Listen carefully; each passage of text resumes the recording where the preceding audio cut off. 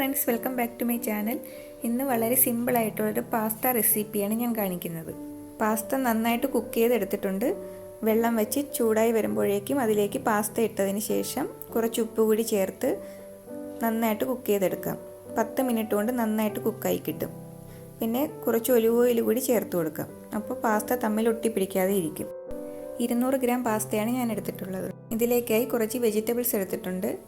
Carrot, capsicum, സവാള, മല്ലിയില ഇതെല്ലാം ചെറുതായി അരിഞ്ഞിട്ടുണ്ട്. വെജിറ്റബിൾസ് നിങ്ങളുടെ ഇഷ്ടത്തിനനുസരിച്ച് എടുക്കാവുന്നതാണ്. പിന്നെ ഒരു തക്കാളി എടുത്തിട്ടുണ്ട്. തക്കാളി നേരത്തെ വേവിച്ചെടുത്തിട്ടുള്ളതാണ്. അതിൻ്റെ തൊലി ഇളക്കി എടുത്തിട്ടുണ്ട്. തക്കാളി നന്നായിട്ടൊന്ന് പേസ്റ്റാക്കി എടുക്കാം.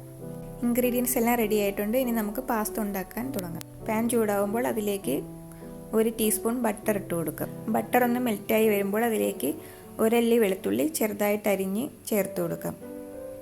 അതൊരു 2 മിനിറ്റ് വഴറ്റിയെടുക്കാം. അതിനുശേഷം സവാള ചേർത്ത് വഴറ്റാം. ഉള്ളി ചെറുതായിട്ടൊന്ന് വഴന്നു വരുമ്പോൾ അതിലേക്ക് ക്യാരറ്റ് ചേർത്ത് കൊടുക്കാം.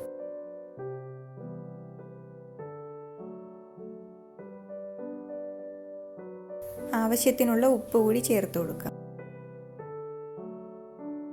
ക്യാരറ്റ് ഒരുപാട് നേരമൊന്നും കുക്ക് ചെയ്യേണ്ട. ചെറുതായിട്ടൊന്ന് വഴന്നു വരുമ്പോൾ അതിലേക്ക് ക്യാപ്സിക്കം കൂടി ചേർത്ത് കൊടുക്കാം. ക്യാപ്സിക്കവും ഒരുപാട് നേരം ഇട്ട് കുക്ക് ചെയ്യേണ്ട. 2 മിനിറ്റ് കഴിയുമ്പോഴേക്കും അതിലേക്ക് തക്കാളി പേസ്റ്റാക്കി വെച്ചേക്കുന്നത് ചേർത്ത് കൊടുക്കാം. നന്നായിട്ടൊന്ന് മിക്സ് ചെയ്ത് കൊടുക്കാം. 2-3 മിനിറ്റ് ഒന്ന് കുക്ക് ചെയ്തെടുക്കാം.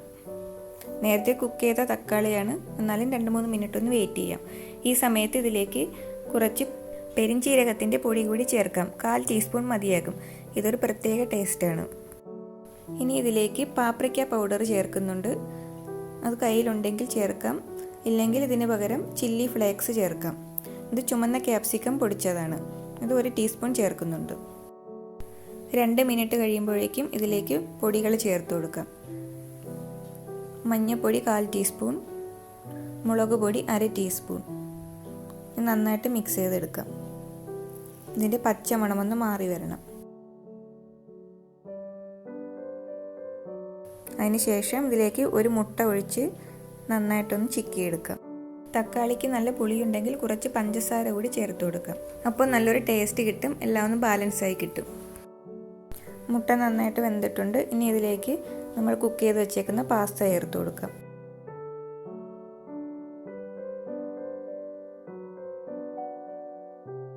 ഇനി നന്നായിട്ട് മിക്സ് ചെയ്തെടുക്കാം. മസാലയെല്ലാം പാസ്തയിൽ നന്നായിട്ട് പിടിക്കുന്ന വിധത്തിൽ.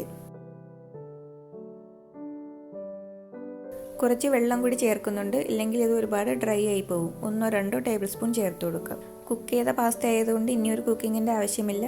മസാലയെല്ലാം നന്നായിട്ട് പിടിച്ചാൽ മാത്രം മതി. അവസാനം കുറച്ച് മല്ലിയില കൂടി ഇട്ട് കൊടുക്കാം. ഇത് ഇങ്ങനെ തന്നെ കഴിക്കണമെങ്കിൽ ഇങ്ങനെ തന്നെ കഴിക്കാം. കുട്ടികൾക്കാണ് നമ്മളിത് കൊടുക്കുന്നതെങ്കിൽ കുറച്ച് ചീസ് കൂടി ചേർത്ത് കൊടുക്കാം. ചീസ് ഇതേപോലെ ഇട്ടതിന് ശേഷം കുറച്ച് നേരം ഒന്ന് അടച്ചു വയ്ക്കാം. 2-3 മിനിറ്റ് ഒന്ന് അടച്ചു വെച്ചേക്കുമ്പോൾ ചീസ് നന്നായിട്ട് മെൽറ്റായി കിട്ടും. അതിനുശേഷം ഇത് നമുക്ക് കഴിക്കാം.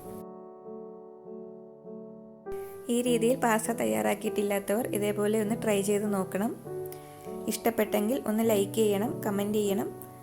ഇതുവരെയും സബ്സ്ക്രൈബ് ചെയ്യാത്തവർ ഒന്ന് സബ്സ്ക്രൈബ് ചെയ്തേക്കണം. പുതിയൊരു റെസിപ്പിയുമായി നമുക്ക് അടുത്ത വീഡിയോയിൽ കാണാം. താങ്ക്